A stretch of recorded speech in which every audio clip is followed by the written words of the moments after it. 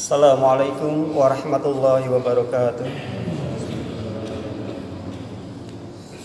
Alhamdulillahilladzi anzala 'alaihil kitaba wa lam yaj'al lahu 'iwaja qayiman liyundzira ba'san shadidan min ladunhu wa yubashshiral mu'minina alladzina ya'maluna shalihat anna lahum ajran hasana. Asyhadu an la ilaha illallah wahdahu la syarikalah wa ashhadu anna Muhammadan abduhu wa rasuluh la nabiyya ba'da. Allahumma shalli wa sallim ala sayyidina Muhammadin wa ala alihi wa sahbihi ajmain. Subhanaka la ilma lana illa ma 'allamtana innaka antal alimul hakim. La haula wa la quwwata illa billahil aliyyil azim. Amma ba'du. Jamaah subhanakallah. Pagi ini saya akan bacakan hadis berkenaan dengan keistimewaan orang alim dan orang yang menuntut ilmu. Al-alim wal muta'alim syarikani fil khair wa sairun nas la khaira fihim. Rawahu Tabrani an Abi Darda.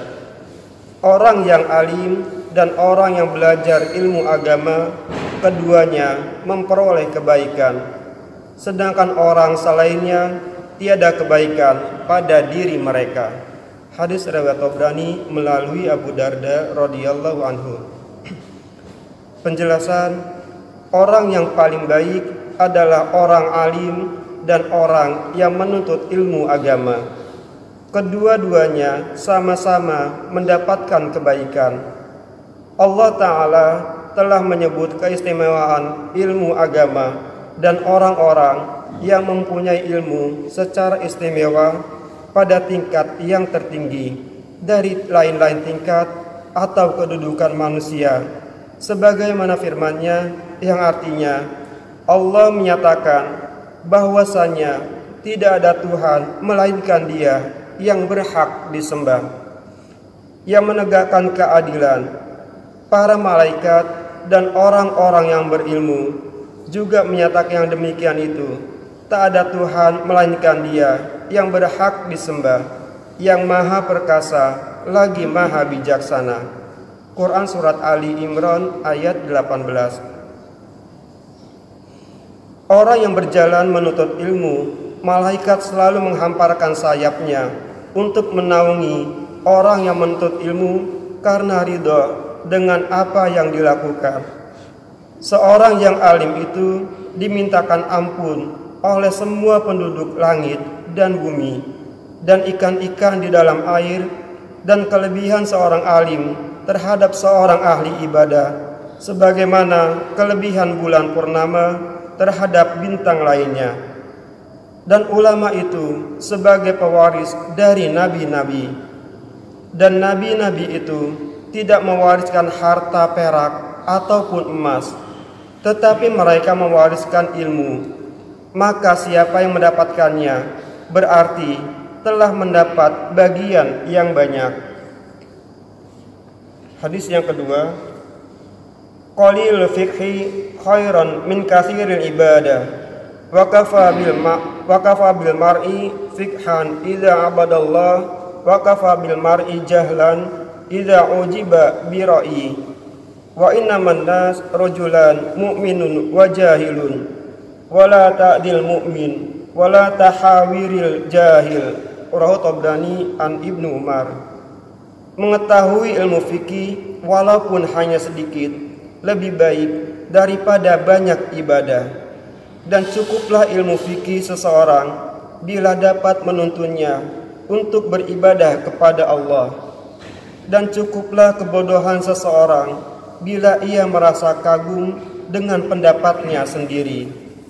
Dan sesungguhnya manusia itu ada dua macam, yaitu orang mukmin dan orang jahil, bodoh dalam masalah agama.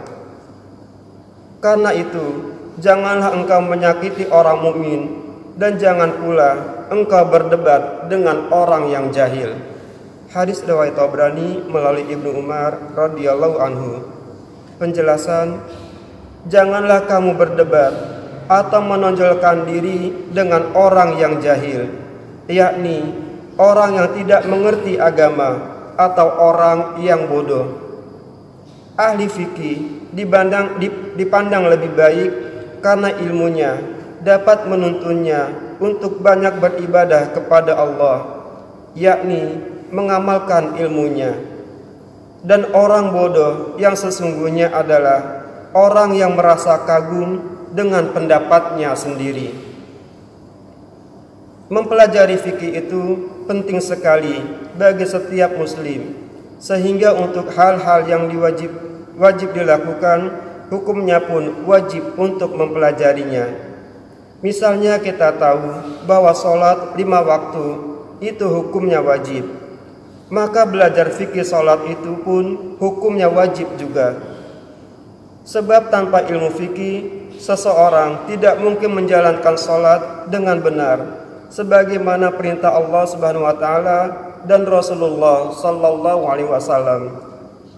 Memang ada sebagian orang yang memandang remeh ilmu fikih, sehingga mereka mengatakan bahwa belajar fikih itu hanya belajar cara ibadah kepada Allah. Padahal yang dipelajarinya barulah mukaddimah. Bila ilmu itu diteruskan, maka fikih itu akan sampai kepada masalah yang aktual, seperti urusan politik, mengatur negara, dan seterusnya. Bahkan bisa dikatakan bahwa fikih itu mencakup semua aspek kehidupan. Zaman demikian dua buah hadis, berikut penjelasan yang bisa kami sampaikan. Mudah-mudahan ada manfaatnya. Kita akhiri dengan doatul majlis. Subhanallah wa bihamdi, subhanakallahumma wa bihamdika, asyhadu an la ilaha illa anta, astaghfiruka wa atubu ilaik. Assalamualaikum warahmatullahi wabarakatuh.